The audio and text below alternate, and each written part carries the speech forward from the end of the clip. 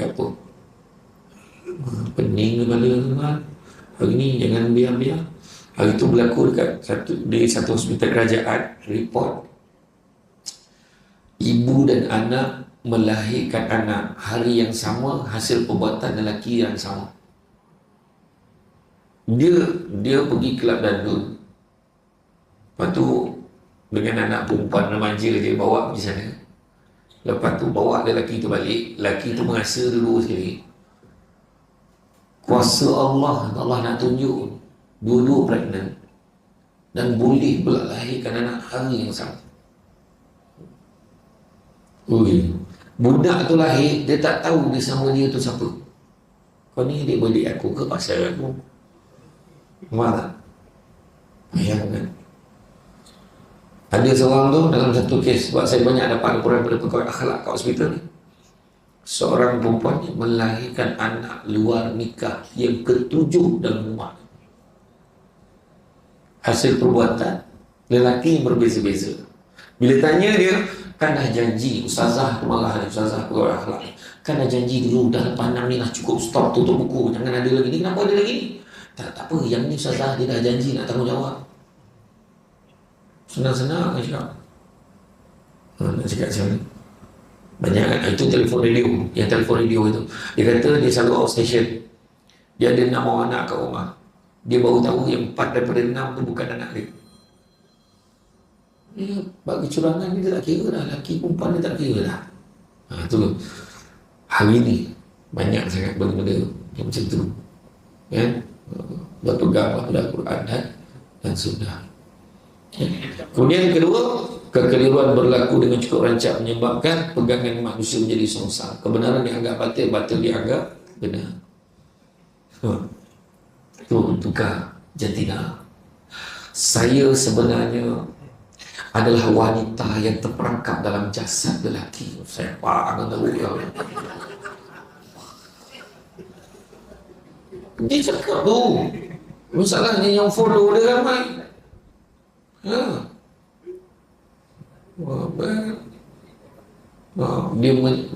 Saya akan buktikan yang saya boleh mengandung yang seekor tu pula. Tapi bukan orang Malaysia lah, orang Australia ke orang Thailand yang tu lah.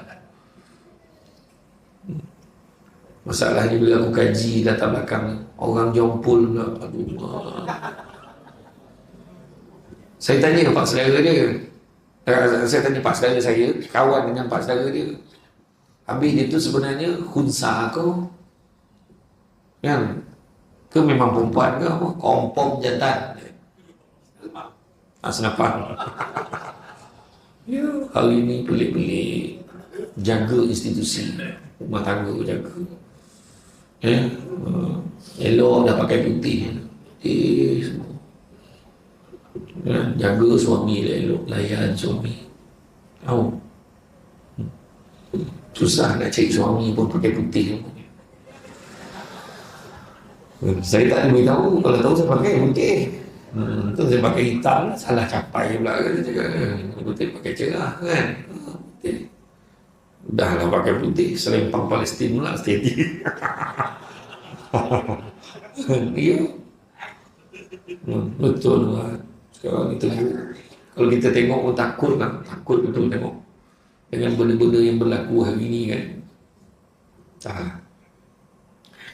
Begitu juga yang batil jadi benar, benar jadi batil. Tadi macam tadilah menuntut hak dia untuk buang air dekat toilet perempuan. Macam mana tu? Dekat luar negara tu memang dah sampai berkahwin pun boleh sesama dia. Ada orang tanya saya, macam mana kita nak buat orang yang tu, yang lelaki suka lelaki, perempuan suka perempuan? Senang dia, tangkap, bawa dia melawan apa? Kat mana tempat kita nak bawa dia? Zoo negara. Bawa kat zoo negara, kau tengok borok tu mukona jantan betina tu. Kambing kau, rimau kau, kuda belang kau, tahu ni tu betina tak selera dengan jantan tak. Orang hutan tengok dia bergurau. Macam mana dengan betina? Beranak, bergurau beranak. Kan? Ini ya Allah bahaya kan, melayan nafsu tu lagi. Ya. Kemudian jalan untuk melangsungkan agenda-agenda yang baik akan semakin disempitkan, disalahartikan, malah disekat. Kebaikan dan kejujuran suka mendapat tempat. Makna nak buat benda-benda yang baik tu banyak masalah. Nak buat ceramah ni banyak katanya. Tak ada ceramah lain tu. Tak sesuai buat dekat masjid ni. Patut buat tempat yang besar sikit. Masjid ni dah sampai masanya upgrade. Macam-macam nak lah. Tu sebab jemput YB, tu lah sebab ni. Kan? Tak, betul lah. Tapi saya kata tadi, mana kata benda ada je pertikaian kalau buat benda-benda baik. Kan? Buat benda-benda tak baik, tengok. Kalau buat apa, buat apa nama, award apa nama, majlis malam anugerah apa benda nak, ya Allah, beria, rambut macam landak, yang perempuan gaun dah sampai pintu masuk. Allah Akbar. Tiru siapa tu? Tiru siapa? Dia setting benda tu bukannya boleh 5 minit, 10 minit. Dia setting tu 3 jam.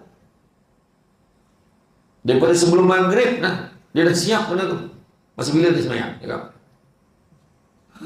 Tu masuk berarak lah itu dengan macam ni lah, itu lah dengan yang belum bau merak tu. Ikut apa? Sekarang ni jangan main-main. Budak tadika pun ada combo. Kan? Tak apalah, secara convocation nak bagi semangat dia rasa macam mana pergi ke Menara Gading macam mana, tak apalah kan. Ini terlampau banyak malam-malam anugerah, hiburan macam kan. Yang tu insyaAllah dapat peruntukan besar. Kan, sebab dia penaja swasta dia ramai. Yang bukannya peruntukan kerajaan pun, maksudnya peruntukan swasta, penaja tu ni. Itu yang ada penceramah tu, dia boleh tanya pula JK Masjid. Ada satu penceramah tu, saya tak nak sebut nama. Kalau saya sebut seorang lagi, mesti orang tahu. Saya tak nak bagi clue tu. Cukup saya kata macam tu.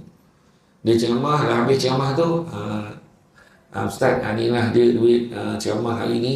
Total ni tolak hotel penginapan semua 1,900. Oh, ni sound ni. Siapa yang cakap bayaran saya banyak tu? Oh, dia macam tu. JK Masjid. JK Masjid pun cakap lah. Tak adalah, saya dah bincang lah dengan, tak lain kali kalau bab tu tanya saya tu. Kurang-kurang saya ni 2007 ke 2008 macam tu lah. 3,000 ke atas. Bukan apa artis boleh bayar sampai puluh-puluh ribu. Takkan penceramah tak boleh bayar banyak tu. Artis penaja dia siapa? Yang skincare dengan lotion pun taja dia, dengan handphone apa syarikat telekomunikasi pun taja dia.